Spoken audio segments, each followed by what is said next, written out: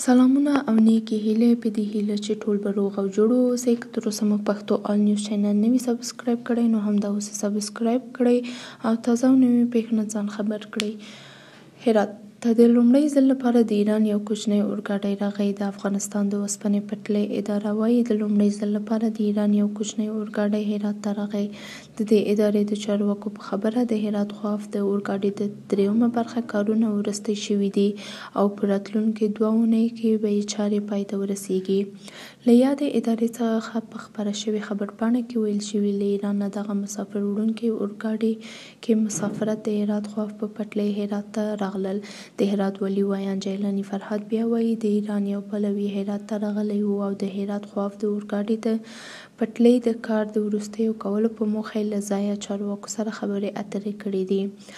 دی وایي د هرات خواف د اورګاډي پټلۍ 4 برخې لري چې 2 برخې د ایران په خاوره او 2 نورې برخې څه باندې 150 کیلومتره اوږدوالی لري د افغانستان په خاوره کې تیریږي.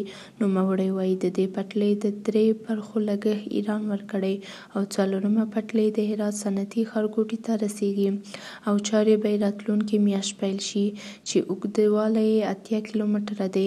اوس مهال افغانستان یوازې په هرات، بلخ او فاریاب کې له ګاونډیو هیوادونو سره د اورګاډي د پټلۍ له لارې نښلول شوي دي. د اقتصادي برخې کارپوهان وایي د اورګاډي په وسیلو سوداګري ارزانه ده او افغان حکومت باید له ټولو ګاونډیانو سره د اورګاډي پټلۍ جوړې کړي او هم د هیواد دننه د اورګاډي پټلۍ تیرې کړي. دا و د نننۍ راپور. د نورو ویډیوګانو په تمه اوسئ.